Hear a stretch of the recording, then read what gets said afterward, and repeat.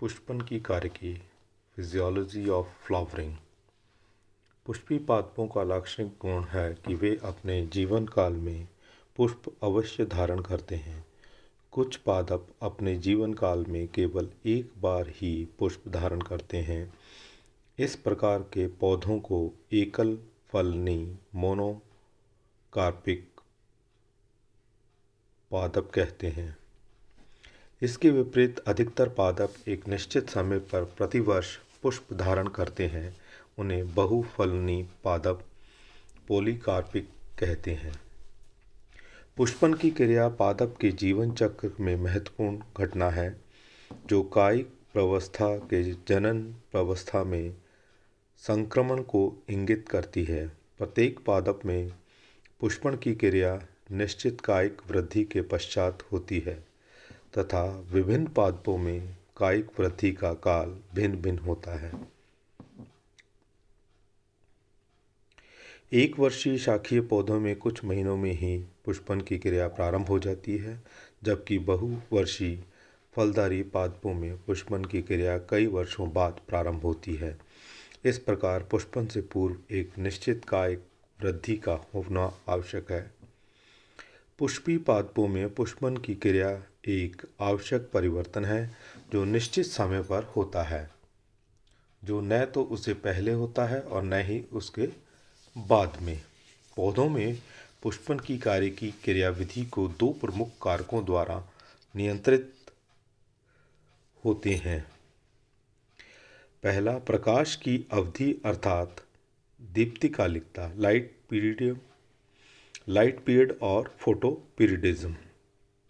दूसरा, तापमान अथवा बसंतीकरण, टेम्परेचर और वर्नलाइजेशन। दीप्तिकालिकता, फोटोपीरियडिज्म। प्रकाश की अवधि, तीव्रता तथा गुणवत्ता विभिन्न कार्य की प्रक्रियाओं को प्रभावित करती है।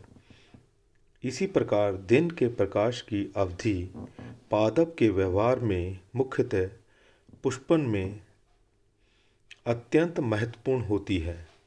24 घंटे के प्रकाश एवं अप्रकाश काल के दैनिक चक्र में प्रकाश काल की अवधि दीप्तिकाल फोटो पीरियड कहलाती है तथा दीप्तिकाल के प्रति सजीवों की अनुक्रिया दीप्तिकालिकता फोटोपीरियडिज्म कहलाती है। दीप्तिकालिकता की खोज, डिस्कवरी ऑफ फोटोपीरियडिज्म।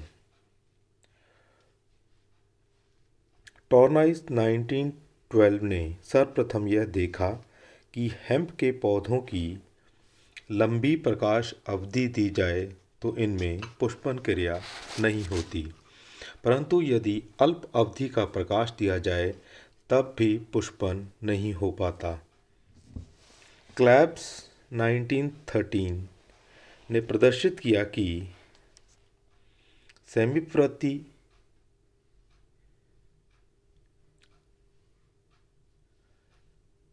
सेमी परवीनम में कृत्रिम प्रकाश द्वारा पुष्पन की क्रिया प्रेरित की जा सकती है। यह पादप जून में पुष्पन करता है, परंतु उन्हें कृत्रिम प्रकाश द्वारा इस पौधे में शरद ऋतु के मध्य में पुष्पन प्रेरित करने में सफलता प्राप्त की। इस प्रकार टॉर्नाइड्स तथा क्लैब्स आदि ने कुछ पादपों पर प्रकाश की अवधि के पौधों में पुष्पन पर प्रभाव से संबंधित प्रयोग अवश्य किए, परंतु वे कोई निश्चित निष्कर्ष प्रस्तुत करने में असमर्थ रहे।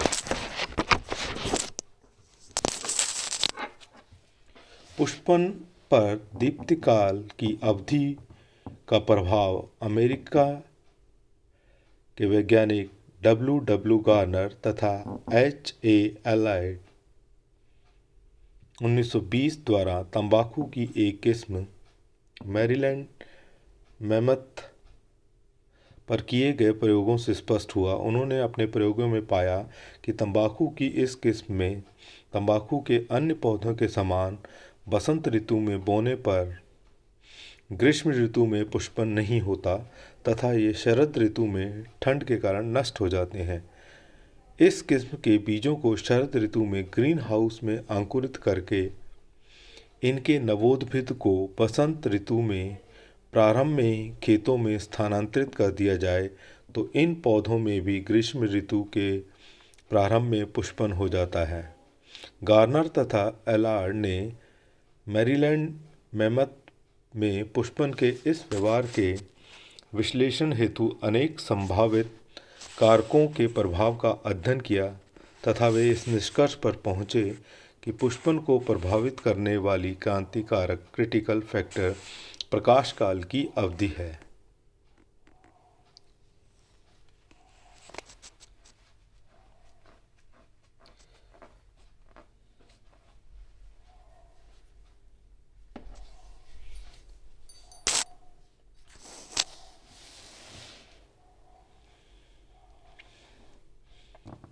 दीप्तिकालिकता की प्रकार टाइप्स ऑफ फोटोपीरियडिज्म। पौधों में प्रकाश के प्रति दीप्तिकालिक अनुक्रिया फोटोपीरियोडिक रेस्पॉन्स के आधार पर गार्नर तथा एलार्ड ने इन्हें 5 वर्गों में विभक्त किया। इस वर्गीकरण का आधार 24 घंटे में प्रकाश व अंधकार के समय चक्रों के प्रति अनुक्रिया को माना गया। विभिन्न दीप्तिकाल के आधार पर पादप निम्न 5 प्रकार के होते हैं। पहला, अल्प प्रदीप्तिकाली पादप शॉर्ट डे प्लांट्स, जिसे एसडीपी शॉर्ट में कहते हैं। दूसरा, दीर्घ प्रदीप्तिकाली पादप लॉन्ग डे प्लांट एलडीपी। तीसरा, दिवस निरपेक्ष पादप डे न्यूट्रल प्लांट्स डीएनपी। चौथा, मध्यवर्ती पादप इंटरमीडिएट प्लांट्स। पांचवा, उभय प्रदीप्तिकालिक पादप एम्फीफोटोपीरियोडिक प्लांट्स।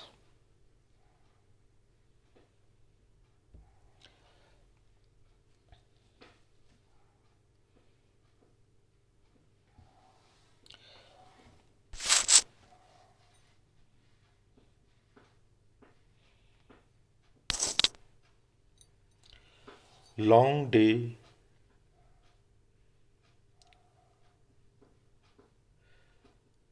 डे प्लांट्स जिन्हें शॉर्ट नाइट प्लांट्स भी कहते हैं और शॉर्ट डे को लॉन्ग नाइट प्लांट्स भी कहते हैं। अल्प प्रदीप्तिकाली पादप short day plants.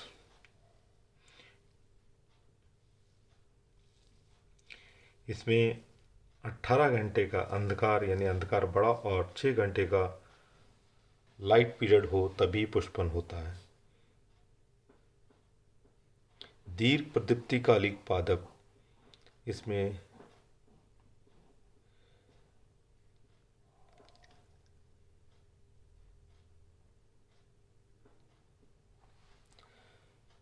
Day period लंबा होना चाहिए जबकि नाइट पीरियड छोटा हो तभी पुष्पन होता है।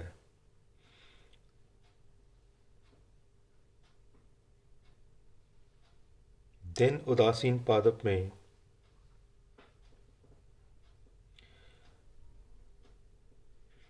लाइट पीरियड और डार्क पीरियड दोनों बराबर होते हैं तभी पुष्पन होता है।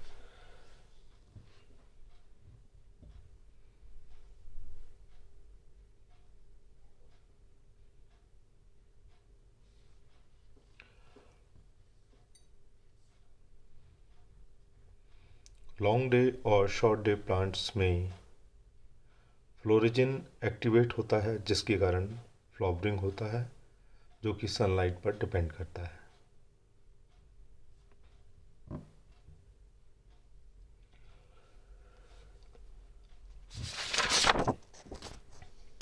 Long day plants LDP. इस वर्ग के पौधों में पुष्पन के लिए आवश्यक प्रदीप्ति काल की अवधि क्रांति काल से अधिक होती है। विभिन्न दीर्घ प्रदीप्तिकाली पादपों के लिए क्रांति काल की अवधि 14 से 18 घंटे की होती है। क्रांतिक प्रदीप्त काल से कम अवधि का प्रकाश मिलने पर ये कायिक अवस्था में ही बने रहते हैं, अर्थात इसमें पुष्पन नहीं होता। इस वर्ग के प्रमुख उदाहरण हैं पालक, मूली, चुकंदर, अफीम, जई, गेहूँ तथा हैनबेन आदि। दीर्घ प्रदीप्तिकाली पादपों में सतत प्रकाश अवधि की आवश्यकता होती है। इसके विपरीत इन्हें अल्प अंधकार काल की अथवा अंधकार की बिल्कुल आवश्यकता नहीं होती। इस तथ्य का समर्थन इस बात से होता है कि दीर्घ प्रदीप्तिकाली पौधे सामान्यतः सतत प्रकाश की उपस्थिति में काफ़ी मात्रा में पुष्प उत्पन्न करते हैं। इस प्रकार के पुष्पन में अंधकार का कोई महत्व नहीं होता, इसलिए इन्हें अल्प रात्रि पादप शॉर्ट नाइट प्लांट्स भी कहते हैं। इन पादपों में अंधकार की लंबी अवधि का पुष्पीकरण पर निरोधी प्रभाव पड़ता है।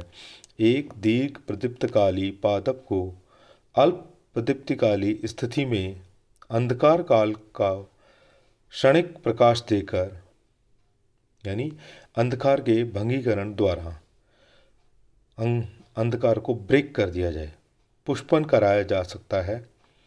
इसके अलावा इन पौधों को अल्प प्रदीप्ति काल में पुष्पन के लिए प्रेरित किया जा सकता है यदि अल्प प्रदीप्ति काल उसमें भी कम अंधकार काल से संलग्न हो।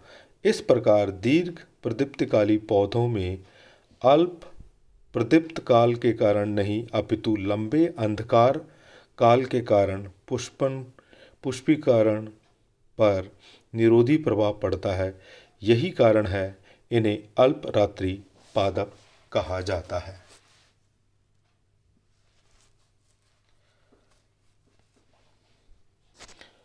Long day plants. Night can exceed critical night length or be interrupted. Flowering can still happen.